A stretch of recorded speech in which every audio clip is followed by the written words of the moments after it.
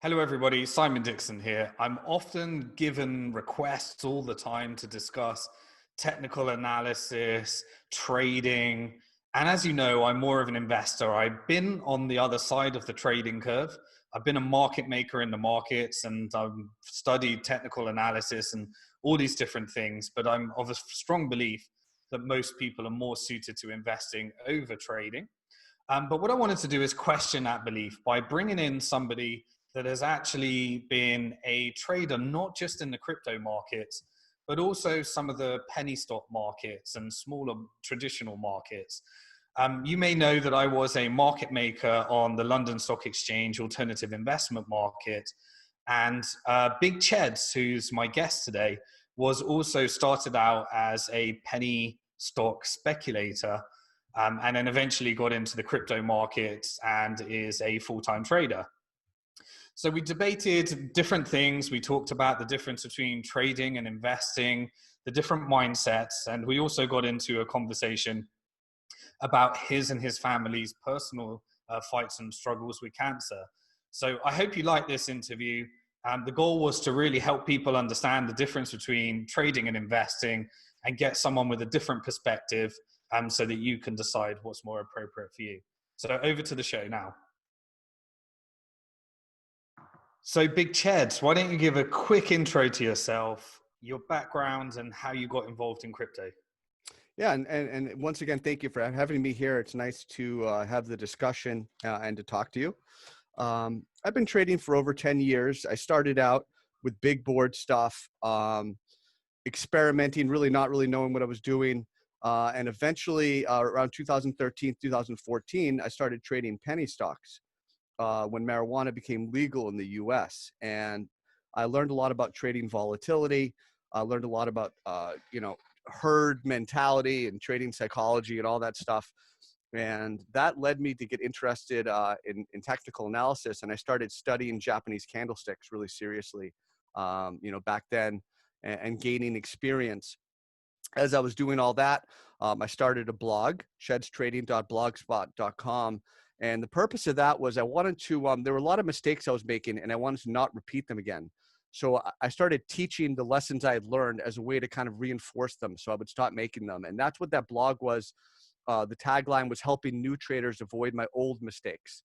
So I did that for a few years on Twitter, putting out chart ideas, trading psychology, stuff like that. I built up a following, and then in the middle of 2017, I discovered crypto. A friend of me showed me his phone.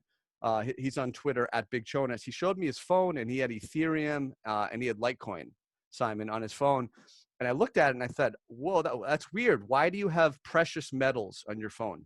Like, that's what Ethereum was to me. I was like, it's a precious, I didn't know what it was. So it looked like a precious metal. And, so I looked into it a little bit more and I started putting charts out, but Bitcoin charts, Litecoin charts. And I discovered that there was this thriving community. So I just kind of stuck with crypto from there. I really dove headfirst into crypto kind of, in 2017. And that's really how I got to be where I am today, just kind of continuing on that path. Awesome. And now you've built a big following where people follow you for trading in the crypto market. So I tell you what, why don't we start right at the beginning? Yeah. Help our community know what in your world, what's the difference between trading and investing? Trading and investing. So investing is when you are doing something, I believe, and of course, everyone has little different, ways, descriptions for these terms, definitions rather. But investing is for the long run. When I think of investing, I think of buying a house and maybe selling it 5 years later, 10 or 20 years later. I think of, buying a new company and then, hopefully they grow into something. And trading is like you're trying to, buy it for 4 and sell it for 5 the next day, the next week, as soon as you can. And that's what trading is, kind of fast transactions. Investing is usually based on fundamental analysis for the most part. When you have an idea of a broader market trend or kind of an individual asset you think it's going to appreciate over time, most of the time with trading, you're just looking to take advantage of like a price movement outside of a standard deviation, right? You're just trying to take advantage. Are you hearing that sound, by the way, or no? No. Okay, good. I have something. Yes, you're just trying to take advantage of a price movement outside of a standard deviation, a temporary oversold or a temporary overbought type of situation. So I'd say that's kind of the primary difference, in my opinion. Between trading and investing. And so do you do any crypto investing, or is it all crypto trading? I do actually. I do. I believe in Bitcoin for the long run. I think it's a thriving ecosystem. I see more adoption, Simon, over time. So what I do is I do have some holdings in my cold wallet, right? I have a certain amount of Bitcoin. I have a couple, not too many, but I have a couple altcoins in there just for fun, and they're in my cold wallet, so I'm not going to trade them. I'm holding on to those things. Those are investments. I'm expecting them, or hoping rather, they'll appreciate over time. And then I have a certain trading funds set up for leverage trading, for kind of just spot trading, just kind of for whatever. And I'm flipping, in and out as much as I can really there. Okay, so of those investment positions that you have, Yep. when let's say one of those altcoins or tokens went through the roof, what are you going to be trading it into? What do you think? How do you think? Well, I mean, if we see, hopefully I'm smart enough to recognize, that's the thing, right? If I was doing without this and I was doing it back in 2016, 2017, hopefully I would have been smart enough to recognize some type of a market top, at 20K, but I probably would have thought it was market top at 10, 12K, and I would have missed that last push. So it's a question of, do you have a price target? What are you hoping to do with it? Ideally, maybe it's something I can pass on to my kid, or something 10, 20 years from now. If I am, ideally, these are funds that I don't need on a daily basis or weekly or monthly basis. I could just sit on them and let them appreciate. If crypto, I mean, I think we're at the beginning here. We probably are at the beginning of this broader type of a digital currency movement. Bitcoin is the king. It's the alpha, the omega, in my opinion. So I think you can hold it for the long run, really, as long as you potentially need to, or I'd say as long as you can. But if we have some type of a crazy move, like, a crazy move, we break 20K, and then, a month later we're at 50K. I'm probably going to sell some, and then maybe, buy back. Maybe I'd sell half, I'd sell a certain amount, maybe buy back, when it kind of returns to earth. So do you see your alts as a way of increasing your dollar wealth or your Bitcoin wealth? My dollar wealth, I think. Okay.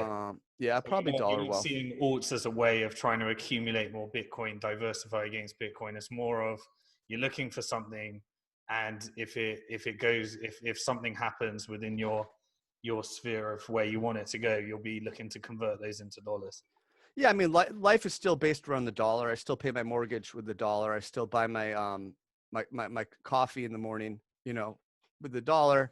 So, it's kind of how I'm looking at it. I understand a lot of people, in their mind, they're fully bought in, and it's all about, I just want to accumulate more Bitcoin. I want more Satoshis. It's all about Satoshis. I mean, that's fine. I'm not like, I don't really kind of think about things in that way. Um, you're still going to have the dollar. It's not going to go anywhere. It will probably be weaker. It will probably be continued to be diluted, obviously. I'm sure, everybody knows that's going on. But it's not like all about getting more Satoshis for me. It's just, I want to broadly be more secure financially and for my family, kind of thing. Okay. And do you separate your trading and investing, or do you kind of see those as the same thing? Definitely separate them because of the psychology involved, because of the challenges of the emotional challenges that come in trading and investing. I separate it. Like I said, I put those funds, the cold wallet funds are there. They're separate. I'm not touching them, because I might be tempted to touch them. And when I have them in a cold wallet, it keeps me from just overreacting. So it's trading and investing completely different. Sometimes the trading actually is just for fun too. You trade, maybe, unfortunately, you trade because you're bored. You shouldn't, but I know I do sometimes. So, I'll play some poker for fun. I'll trade for fun. But the investing is kind of a different pace. It's kind of a hedge against kind of the shorter term volatility. So I definitely see them as different. Yeah. And so getting back to trading then, um, do you believe that trading is something that, so here's my experience on trading. I went like yourself. We'll get deeper into your thoughts on trading because you talked Yeah. about candlesticks and all those types of stuff. Like Mhm. yourself, I was a market maker in the exchange. Your beginnings was penny stocks. Mhm. Mine was Mm. actually the alternative investment market, which is London penny stocks, basically, Mm. UK penny stocks. And after realizing that everyone's kind of mixing trading and investing, so Mm. they take a tip sheet or something, they take some fundamental analysis, um, and then they apply it on the day and hope to sell within a couple of days or a couple of weeks, which normally Yeah. leads to them getting wrecked. And then you Yeah. end up with them a lot of people losing money because they kind of mix their investing and trading. Yeah. And then I went deep, deep, deep into trading, studying everything I could find, Japanese Mm. candlesticks, technical analysis. You go round in circles, the new Mm. indicator, the next big shiny object. Yeah. And then eventually I came round to actually, I just got to find something that works half the time. Mhm. And then really it's just about sticking to the plan, using money management and Yeah. psychology. Yeah. Then when I realized actually investing is a lot easier than trading from my perspective. Yes. So why don't you walk us through, like, do you disagree with any of that, or is there No. some of that? No, I mean, investing's a lot easier than trading because you are uh, like if you're if you're trading, the first thing pardon me, if you're trading, the first thing you need to do is identify the trend, and then maybe what you're trying to do is identify when the trend is reversing. With investing, you're just trying to get on, you're just trying to jump on a trend. You're just trying to get on a train that's already moving in one direction, rather than trying to guess that moment when the momentum is changing. That's what trading is. You're trying to guess when momentum is going to change, and that's just really hard. Um, Investing is more about believing in something, right? Trading is more is just really guessing in a shorter time frame based on clues, little tips and clues. So definitely completely different. And I definitely think I think investing is definitely a lot easier. Um, if you're committed to making an investment and sitting and waiting what happens, but if you keep managing your investment, pulling it out, putting it back in, you're not investing, you're trading. Yeah. So over the years, over the last decade in crypto, I've seen a lot of people that started with a really great sum of Bitcoin that wasn't worth much. Hmm. Um, and then they've ended up with a lot less Bitcoin Yes. because they over traded. Yes. And in between, I've met people. I get this a lot. They were there. I've met one particular person. I won't name them. That was Yeah. at that very first Bitcoin conference that I spoke at, Hmm. and they had a really big Bitcoin position, and they're pretty much in the same position that they were in back then in terms of dollars. And that's because all these things happened in between, Hmm. and they wrecked it all trading. Why does this happen to so many people, and why do so many people feel that they need to be traders? Well, I think a lot of it is boredom, right? People don't want to miss out on the maximum, whatever they think the maximum gain is. They see someone else doing it on Twitter. They see someone on Twitter who posts, their winners, but they're not posting their losers. And they think, oh, everyone else is making money and I don't want to miss out. So it's the fear of missing out, Mm. which I think drives that. But it's also boredom too. People, you're trading to get a rush. You're trading for a thrill. When you should be surgical and methodical about it. Like if you're an early adopter to Bitcoin and you believed in it, then your idea was to hold it and just hold it all the way and maybe kind of sell a little bit here and there, maybe on like major market tops. But you should never, over trading is the enemy because you're gonna pay fees. You're going to second guess yourself. It's just a lot more dangerous, and it's really easy to lose your money. So the good traders can do it. The really, really good traders are able to accumulate more by trading, maybe using a weekly chart or whatever they're doing. But like, it's easy for everyone else to get chopped up in the volatility, have their stop losses triggered. I mean, because the market makers know what you're doing when you're trading. They know where your stop losses are. They know where the major support and resistance levels are, and they kind of understand what you're trying to do, and they're gonna trade against you. So it's just really hard, man. It's just Yeah, I really mean, hard. exactly, and that's what, as a market maker, that's what we used to do by career. We would know that everyone's following these charts. Yep. Certain people would have stop losses here because the book tells you to. Yep. And so all we need to do is find something that was mentioned in Investors Chronicle or the Financial Times. Know Yep. that there's a bunch of retail that are going to jump in, Mm. push the price in to create some kind of momentum. Your Yes. retail trader would then have FOMO. They try and jump in. Yes. At that point, we have Goldman Sachs on the line that's been trying to offload their position, Mm. and they're using the knowledge that there's going to be a bunch of retail to offload Mm. some of that institutional at that stage. Yeah. And then you can always push the prices down to where the stop losses are if you want to get people out, and you just, the market makers just, up and down, and moving these different price levels that we know that there's going to be significant orders at. Yeah, it's really easy retail kind of. I can imagine it might be easy to understand what retail is doing based on social media. They're following the news. I often say, like, but someone has to buy the top.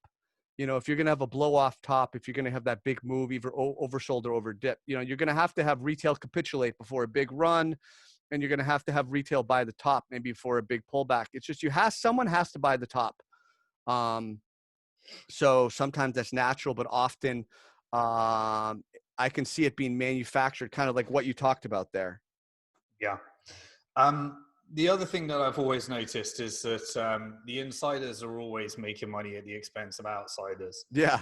Um, in the long term, this doesn't really matter. I mean, some could argue that the gold markets are big time manipulators at Yeah. the sovereign wealth level and central bank level, because China's trying to accumulate a lot of gold. These long term Mm. fundamental things, but um, what I've seen in traditional markets is the vast amount of manipulation that happens. Now, manipulation is an interesting word because it's Right. an order at the end of the day. But what about Bitcoin? You Yeah. see these ginormous orders that suddenly everyone's chasing on the blockchain. It's moved over to Bitfinex, or a Yeah. bunch, 25,000 Bitcoin has moved over to Yeah. Bitfinex, and then suddenly, or 50 Bitcoin from the really early addresses in Yes. 2009 moves over. Yes. What do you see here? Is this pure manipulation? Is there a group of insiders that are just playing these reactions that people are going to have? Yeah, I think you have a market right now which is headline sensitive. And I think people, generally speaking, like the retail broader market, they want to know, they're looking for a clean signal. They want to know what's a clean signal. So like a big amount of tether that moved, maybe they think we'll pump it, or if, like, maybe some Bitcoin from an old wallet unlocked, they think it's going to be dumped.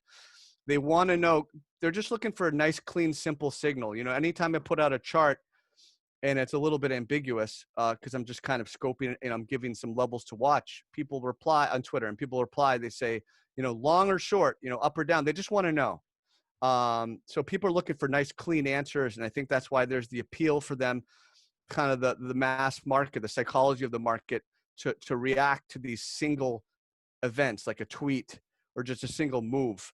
And you also have the fact, since you do have the blockchain, nothing's hidden. So it's just different, where you can see every transaction. So people are trying to read the tea leaves as much as possible. So they're over interpreting as well. So in that type of environment, it's easy to mislead. It's easy to kind of fool people and trick people. Yeah, well, I mean, the manipulation in the Bitcoin markets is, if just as great as all the other markets, if not greater, because Yeah. it's a lower liquidity, and Yes. on the short term time frame, you're gonna there's a lot of insider stuff going on, Mm. that you're gonna have to deal with these things. What about, so Yes. help people understand what's the difference between this technical analysis and fundamental analysis. So you've got investors that believe that it's all about having a long-term perspective, Yes. and you've got traders that say, I really don't care what happens, it's just what other people are doing, it's the emotion of fear and greed. Yeah. Help us understand, like, how do you collate when you use technical analysis, when you use fundamental analysis, and which one's right? Well, I mean, which one's right? Only the price will tell you in the long run, because the price is the ultimate decider.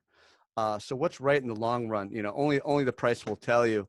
But I will say, fundamental analysis, you're making a decision based on a particular company or a particular entity and how they're going to perform versus kind of the rest of the field, the rest of their contemporaries, kind of, the other companies in that space. Really just technical analysis I don't care about the company. I just look at it. It's 3 letters or it's 4 letters. It's just a bunch of letters on the screen and some price action. And I'm looking to see when a trend is exhausting, is over, and I'm looking for an overextended trend. I'm looking for when a trend is about to reverse. I'm looking for a clearly marked consolidation channel so I can take advantage of that. That type of thing. So it's a big difference with fundamental analysis. I need to understand who's on the board of directors, who's their CEO, how good is their supply, how good's their supply chain, what's their price to earnings, all that stuff. And that's a whole different field of study in and of itself. And I would assume those people who drill down in that do quite well. But that's not what I'm doing. I'm studying the price markers on the chart. Like I said, I'm looking to see when a strong trend is reversing, when it's going to consolidate, because you can see there's some predictability to it. There's some value in kind of just playing those overextended moves, and that's what I try to do as a trader, rather than an investor. So these technical analysis patterns, you talk about Yeah. candlesticks. Yeah. Others have all these different head and shoulders pattern or descending wedges and all these different things. Yeah. Yeah. What are they in their essence? Is this just a mapping of the psychology of the market, or is there some magic Yes. to these patterns? No, there's not a lot of magic in there. It's what we talked about insiders earlier. So I'll give you a good example of that. So, and I've been studying. I definitely have the background in Japanese candlestick analysis, but I'm studying classical charting. Otherwise known as Western technical analysis. And you take, for example, like a descending triangle is a phenomenon of classical charting. What that is you have, let's say the price is at $101. Okay, every time the price drops down to 100, it bounces, it finds support there. But each time it bounces, it comes to a little bit lower high, right? So let's say the first bounce goes to 107, comes to 100. Now the next bounce is 106 to 100, 105 to 100, right? It keeps flattening out. What's happening there is insiders are propping up the market at 100 because they're trying to distribute their stock. And what they're doing is they're putting in bid support, and then retail sees that bid support. Retail jumps on top and retail drives the price up. Price goes up a little bit. They continue to distribute their funds. And eventually, when they're done distributing their funds, they pull support at 100 and it drops. That's a descending triangle. You have the reverse is true with an ascending triangle. So you see certain situations you might be able to identify as an FA analyst. You see that played out in the chart. So you can read that in the chart. And the chart is the study of everything that's already happened. Like the chart is telling you what has already happened. It's not trying to tell you necessarily what will happen. It can a little bit, but it's really about studying what has happened. So that's a Western example. If you take like a Japanese candlesticks, if you look at like a hammer candle and you're trying to understand like the construction of a hammer candle and why is that bullish, it's bullish because, let's say it's on a day and it's a daily hammer. You start out at a certain level, you dropped really low and you have capitulation, and then people came in and accumulated from the bottom of that price range for the day and closed back up near the top of the it's closed up at the top essentially of the day's range. And that shows you a 1-day reversal. That shows you kind of a reversal of trend kind of in that little time frame you're looking at. So you're trying to, the TA, the technical analysis is the study of momentum, the price momentum, the psychology behind the retail that is a part of that price momentum. And that's why I enjoy it. I find it interesting. It's stimulating for me. Yeah, so really, these patterns are just simple setups of repeatable psychological emotions that different participants in the market are all putting together. And based upon the emotions of fear and greed, you get these repeatable patterns that have a probability of something happening. And this is where it comes back to your comes back to your you're talking about tips. And one of the problems I've seen with tips is, they're looking for you to say, should I buy, should I sell? Yeah. What I know is that the best traders that I've met, they don't think in terms of should I buy or should I sell. They think in terms of there's a probability that the following might happen. But Mm. if I'm wrong, I will know that I'm wrong because this will happen. See, that's good. You're bringing up what I talk about as a thesis, a trading thesis. Like, what is your reason for entering a trade? I'm entering because of a breakout, a price breakout, right?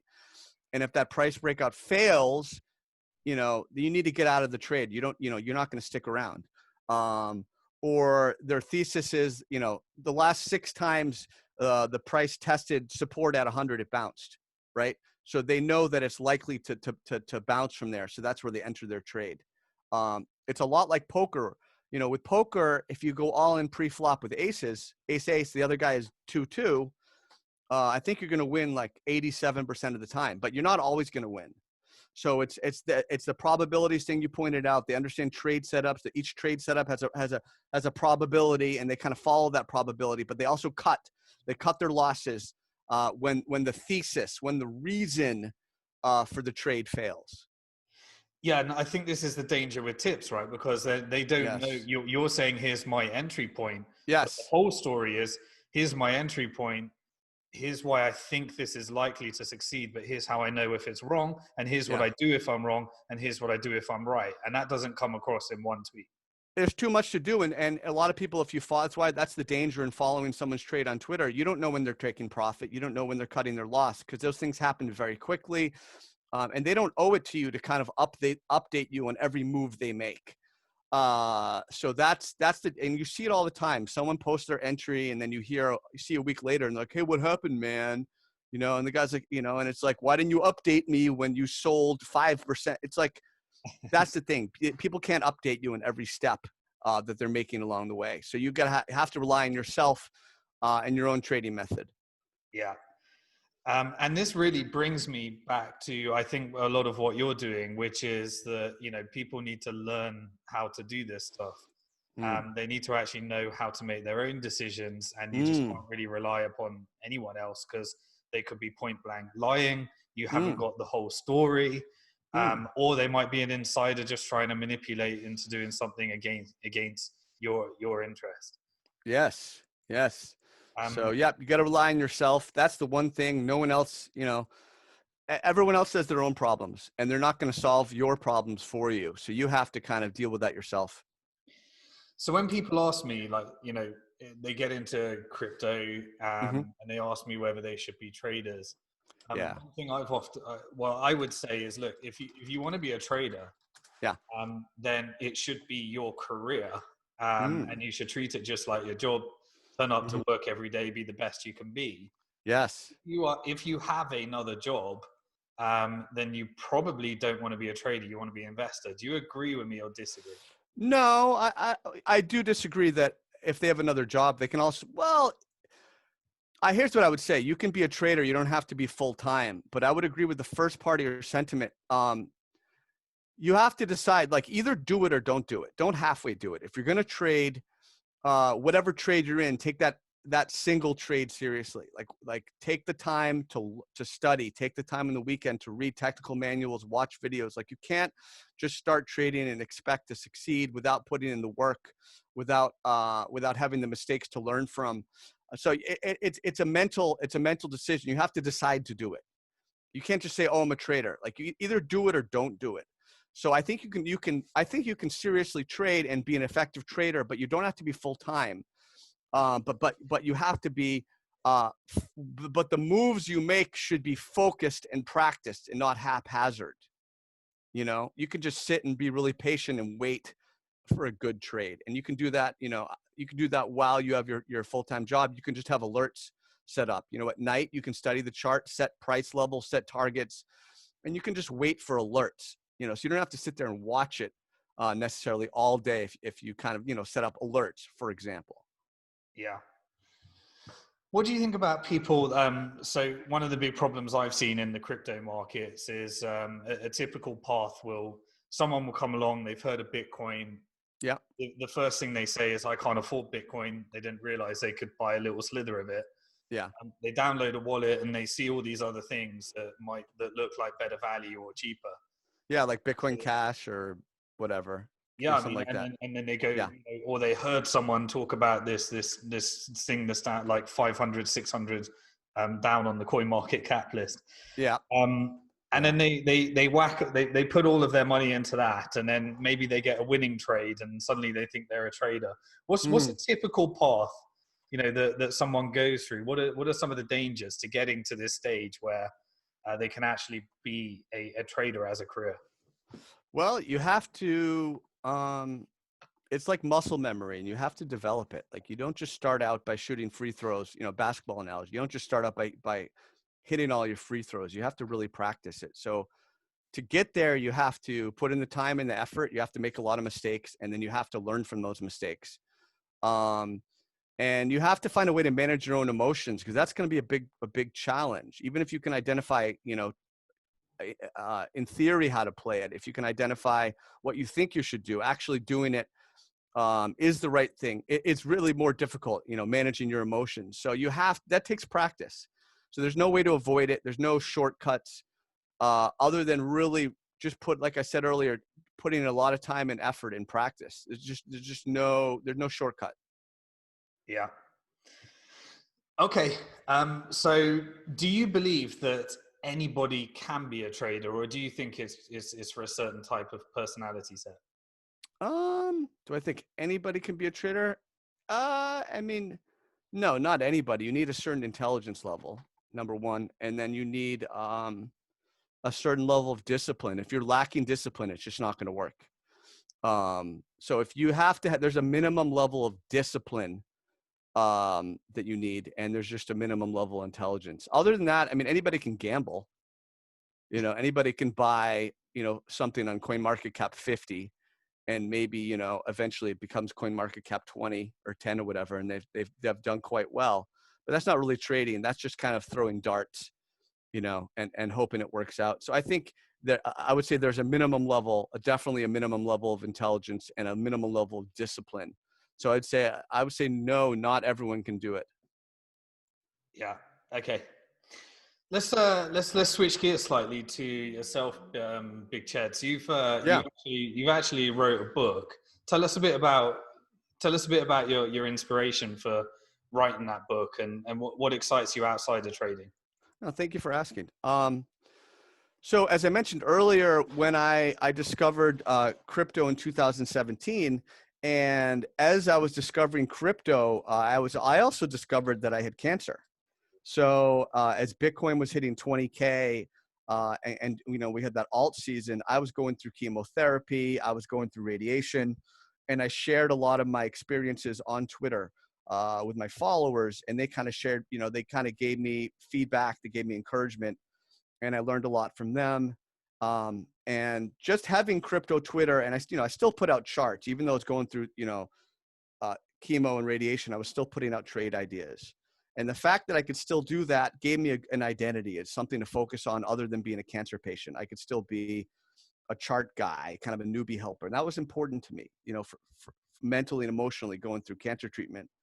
And as I started to get to the end of my cancer treatment, and I felt like I had made it. I felt like I was going to make it. I was starting to breathe a little bit. I decided that I wanted to write a book, just to help me process what had gone on, but also to inspire other people, because, I have a big platform, and I felt like I could really make a difference. Because, when you first have cancer, it's really like all the unknowns will kill you. Like, what does chemo feel like? What's radiation feel like? It's just crazy. Your whole world's thrown upside down. So I wanted to bridge that gap for other people. I wanted to share my experience, hoping it would help other people who have cancer, or someone they know has cancer. So that was kind of why I just decided to start writing the book. And in the middle of to the end of 2018, my mom was diagnosed with cancer. Right after I beat my cancer, she got cancer. So I was thrown right back into that cancer world, and I learned what it was like to be a caregiver, right? Not just a patient, but a cancer caregiver. So the book just when I was kind of almost done with the book, like a brand new section started, and it just continued. And I did that really for a couple years, until I reached kind of a critical milestone where I was 2 years past my last cancer treatment, which was like the milestone of when my cancer is not coming back. So I published the book 2 years later. I talked about being a patient, being a caregiver, and everything leading up to that 2 year milestone. Um, and so that, now that it's out there, I'm happy. I hope people read it. I want to get their feedback. But I'm kind of moving on to other things now. I'm gardening, I'm fishing, I'm spending time outdoors. I've been working on that book, every day, for the last 2 years. So it's like now I have some time and some space in my mind to just kind of do other things. And I'm enjoying that. I'm enjoying not working on the book every day and just kind of enjoying life. Sounds like you've been through an incredible journey, and really glad you got through it, and you're documenting that for others to be inspired by. The timing of that book is pretty interesting. So you're going through this life-changing level of uncertainty and questioning the things that we take for granted, just life every day. Yes. Yes. And at the same time, Bitcoin's going from like $20,000 to $3,000. Mm. Um, is there anything you can share? Like, what did you learn about yourself in having such a life-changing situation? And also, I see, when being involved in so many crashes in Bitcoin, the effect of the Yeah. psychological effect it can have on people, because people really, finance and money is such a sensitive personal thing, and it means, it is the difference between whether you can afford your chemo or not. Like, Yeah. what what were you Yeah. going through this life-changing experience at the same time as, I don't know whether you were investing, whether it was a good financial time for you or a bad financial time, but what Mm-hmm. was going through your head at the time? Well, it was a tough time for me financially because I couldn't really trade um, while I was going through treatment because I was just trying to survive. I was just trying to get through each day. And what was interesting is as I started to get through my cancer treatment and I started to feel a lot better, Bitcoin was, like you said, was heading back down to 3K. So I was thinking to myself, oh man, is Bitcoin going to make it?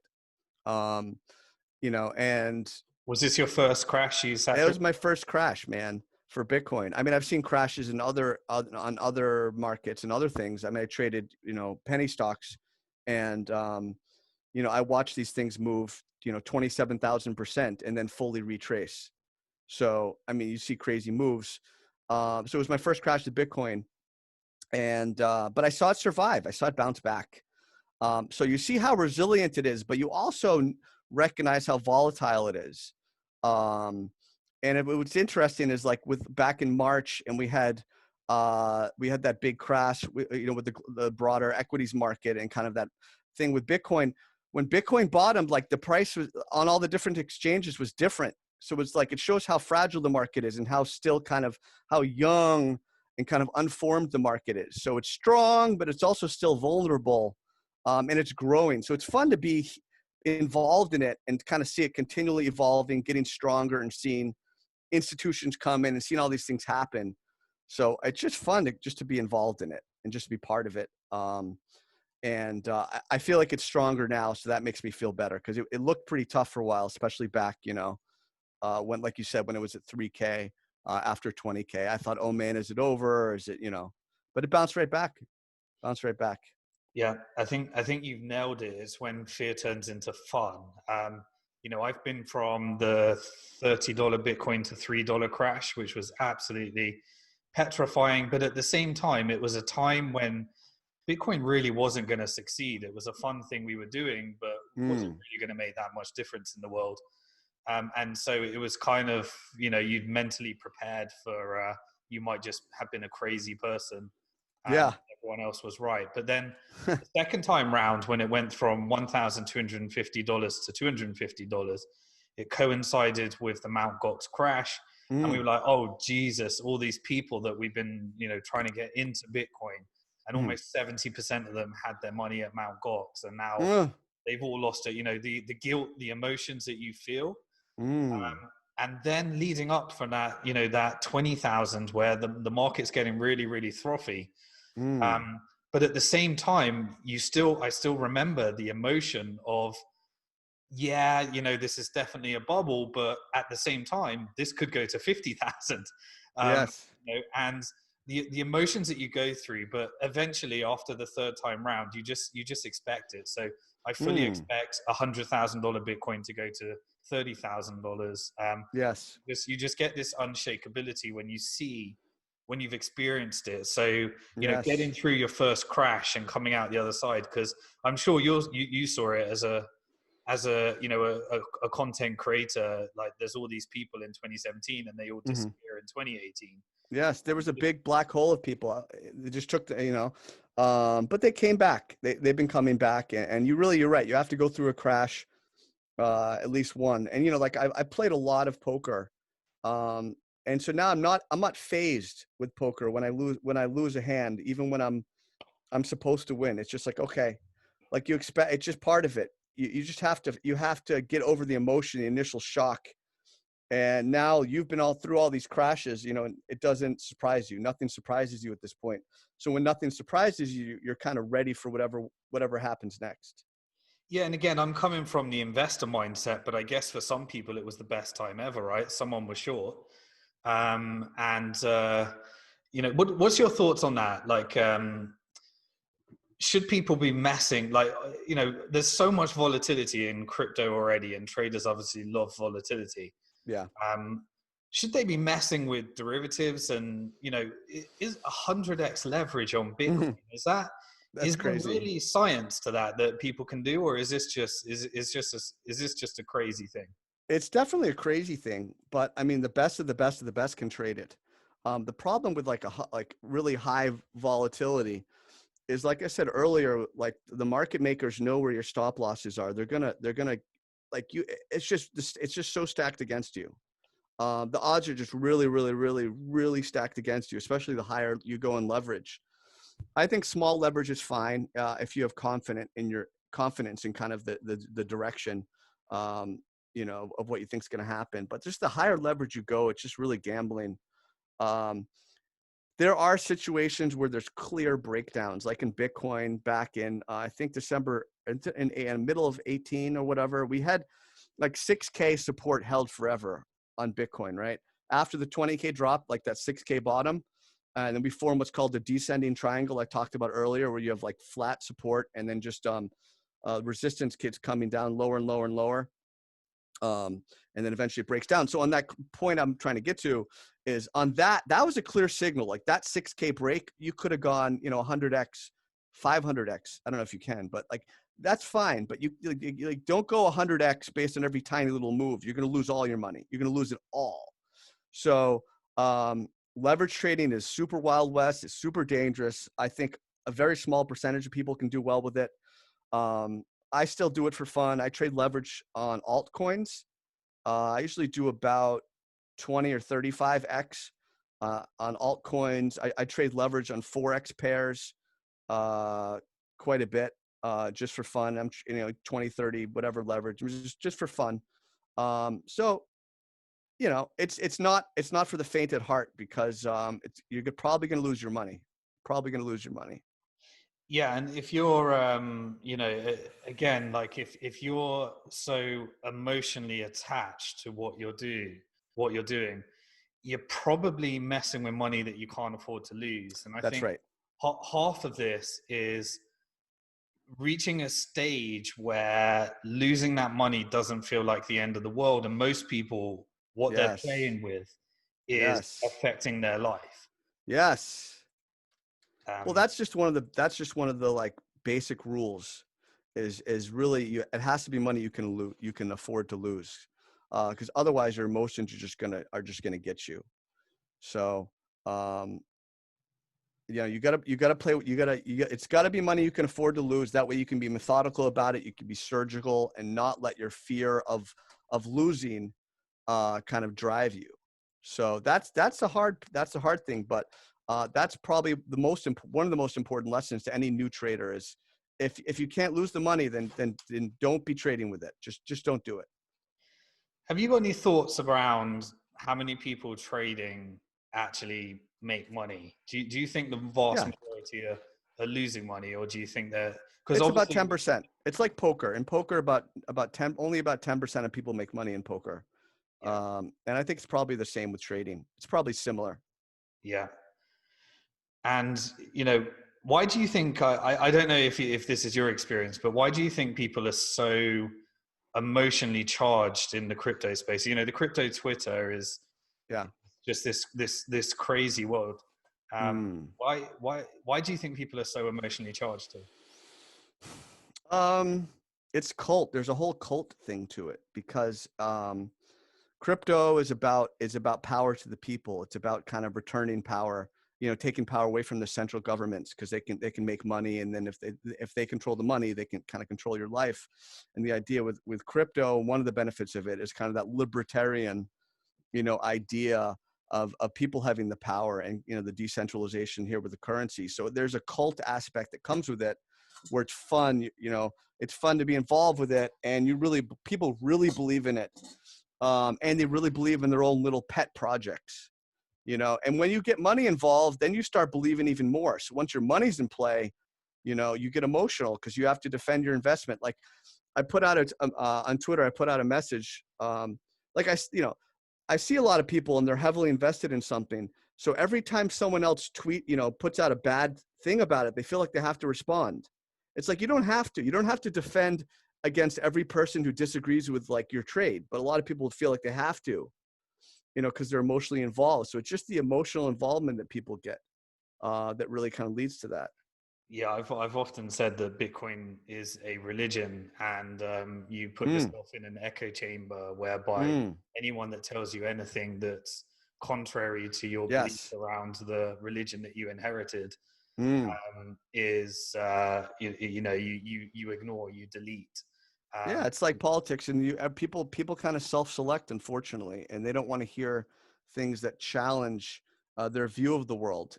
They want things to be clearly right, clearly wrong. Clearly a lot. Like not everyone has the capability of understanding that life is nuance.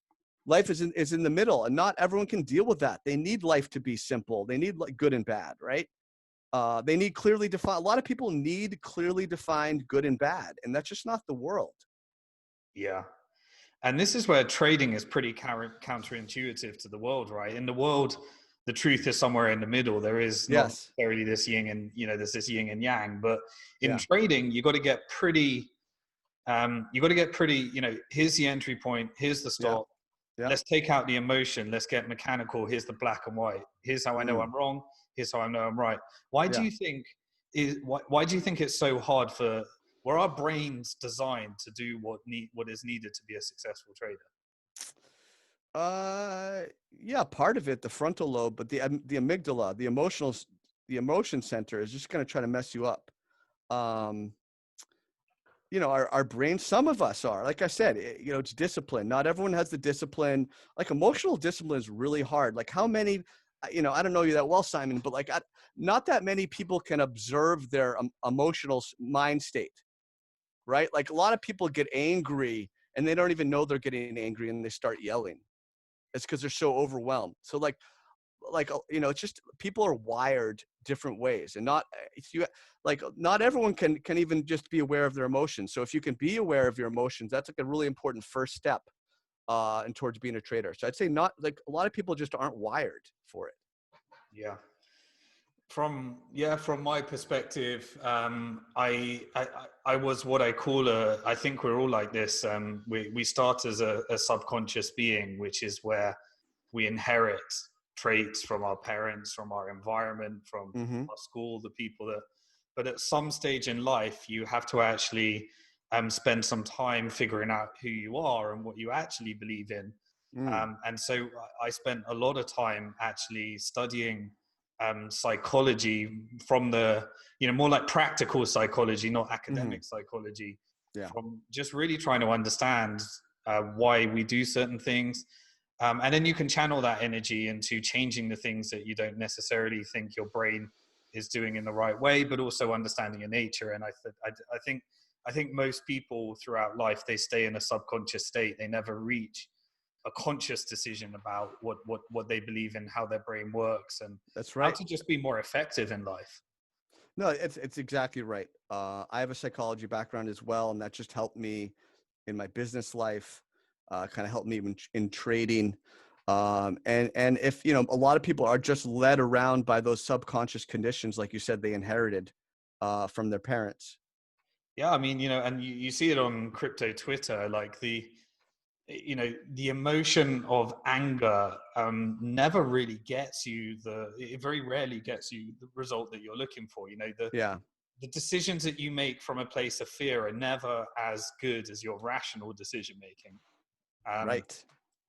we were wired to in a fight or flight. Well, we when we were originally as humans, we did need to be scared of the cheetah that was going to kill us. But Yeah. we live in a different world now, and it seems like our brains haven't adapted, but we're still using an old model to kind of try and get through life, and people struggle with that a lot, I think. People struggle with that. And also I think things are set up through media and through just kind of the way society is structured, at least in Western society here in America, where it feels like we're pitted against each other and we're competing with one another. So kind of our natural instinct is to fight and to kind of assume the other person's trying to get us, and it just creates a combative environment that I think we kind of see played out. That leads to anger, that leads to all these things. So it's just kind of, it's not healthy. It's kind of not a healthy environment. The way it's set up for us and how we interact with each other. And a lot of trading is interacting with one another. Yeah. Let's look at. I'm going to ask a couple more topics, then we'll wrap this one up. But one of them Okay. is your outlook from here. So you mentioned, you're in the States.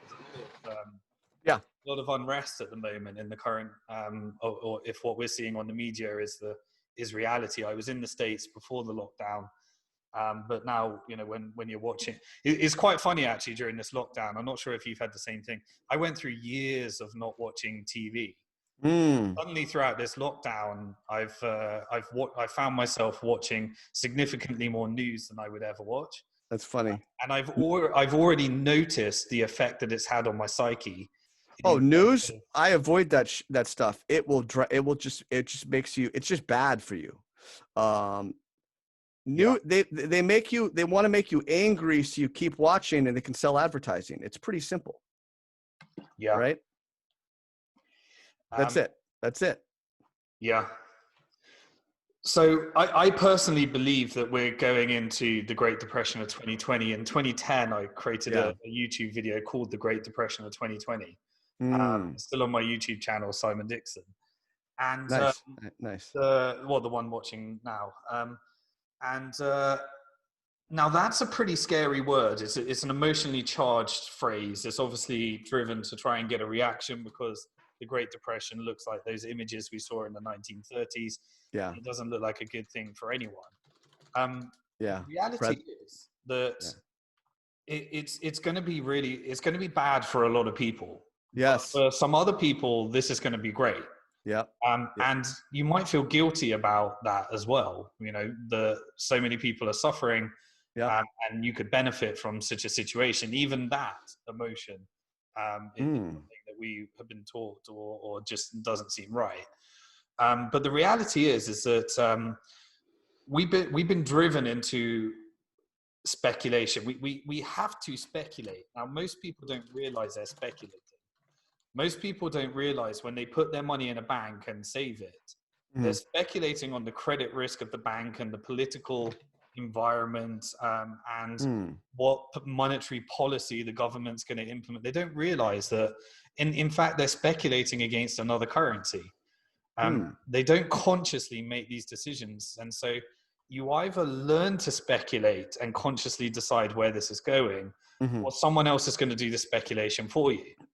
So you're speculating right now by doing nothing on that the government might give you some social credit, that the dollar is actually going to continue to be a dominating force. Like Yep. it will be, but these are speculations. And so people don't actually realize that they're actually speculating in doing nothing, and somebody else is speculating for them. And so we, Right. we have no choice but to become a speculator. Mm. And so, you know, over the next years, as we enter this, what I think is the start of the Great Depression of 2020, Yep.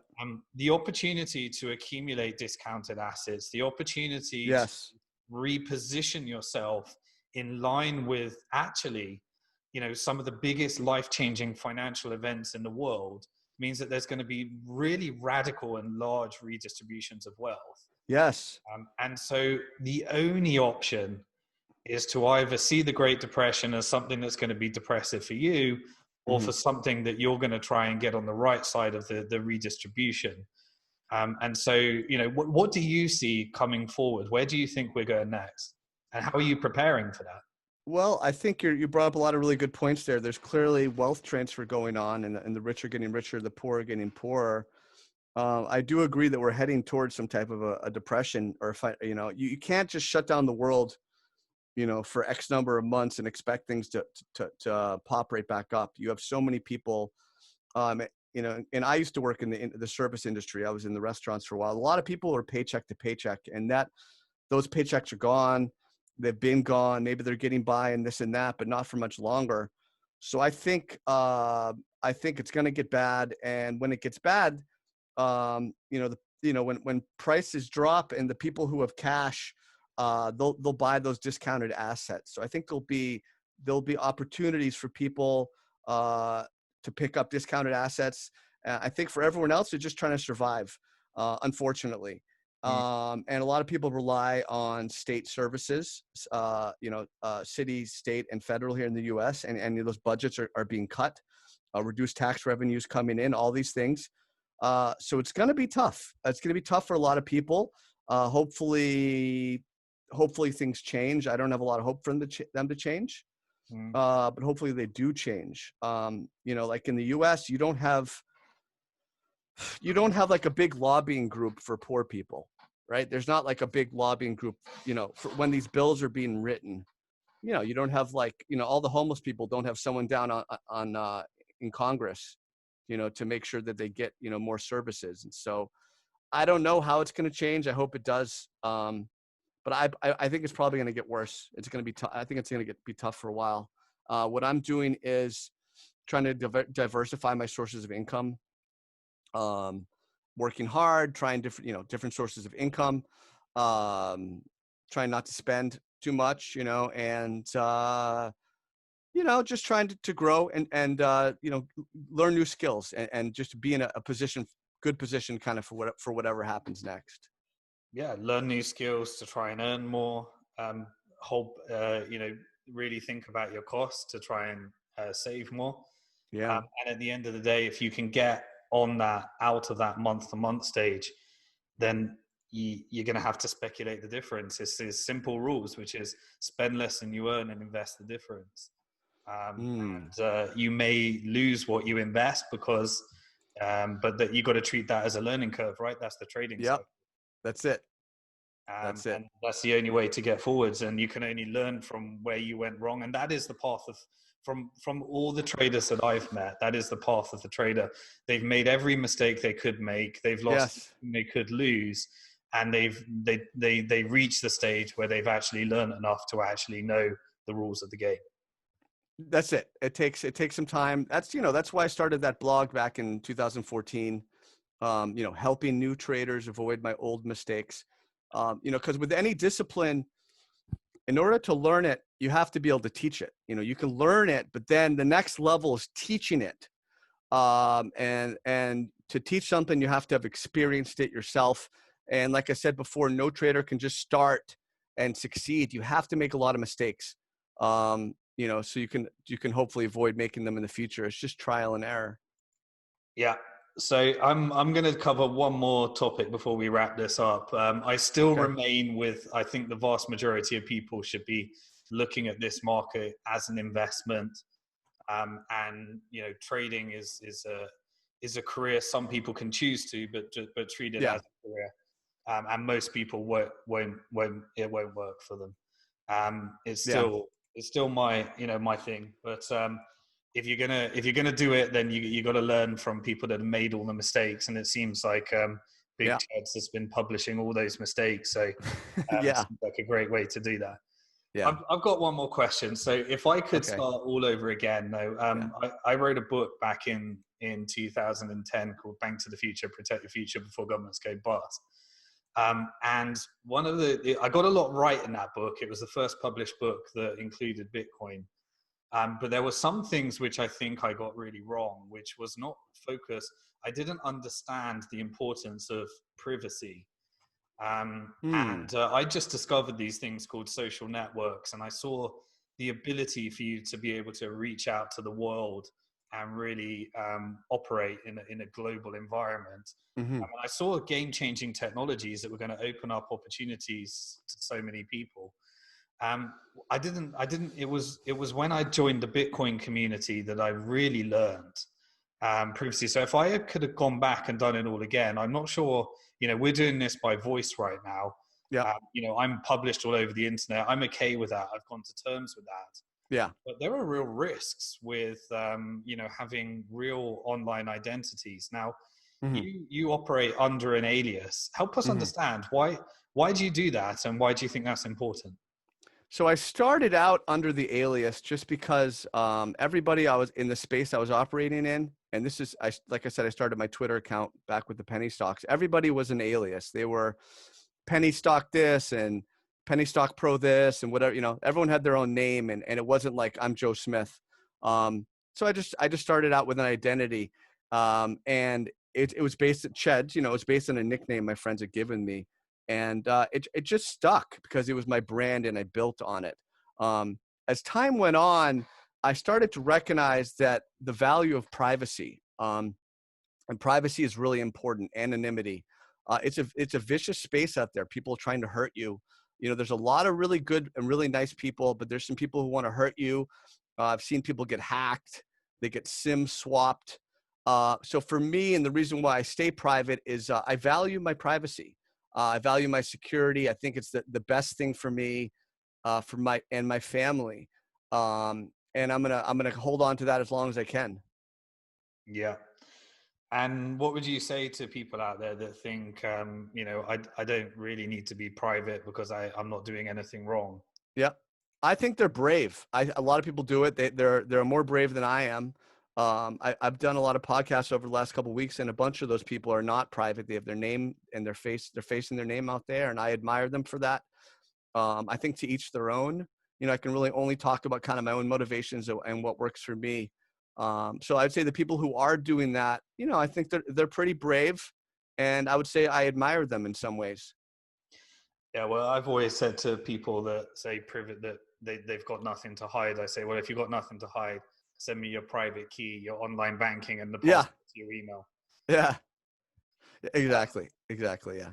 Big Chads, it's been really great speaking to you. I think we covered a lot of ground here. We covered the economy, we covered trading, we covered some of your personal experience, and we covered a bit of psychology. I'm really grateful for you coming on and sharing your experiences. For those that want to, follow you, where can they find out more about you? What work are you involved with at the moment? Yeah, thank you for having me. It's been a nice conversation. You can find me. I'm on Twitter at Big Cheds. I'm also a founding analyst to Bitcoin Live, which is an educational platform to really learn about how to trade, a little bit of investing as well. So you can find that on my in my profile. If you're new to trading, check out my blog, chedstrading.blogspot.com. If you're kind of getting started with crypto, I wrote something called The Complete Beginner's Guide to Crypto a couple of years ago, and it covers basic trading psychology, some basic technical analysis. So you can I would encourage you to check that out. I am publishing my book, I have published my book, My Battles with Cancer. It's my pinned tweet on Twitter. It's also on Amazon under My Battles with Cancer. I'm putting out a free version of the book on YouTube. I'm kind of recording one chapter at a time every week. So if you go to YouTube, you search for Ched's Trading, you can find that as well. And that's where you can find me. Awesome. Okay. Well, thank you for your time. Thank you, man. It's been fun.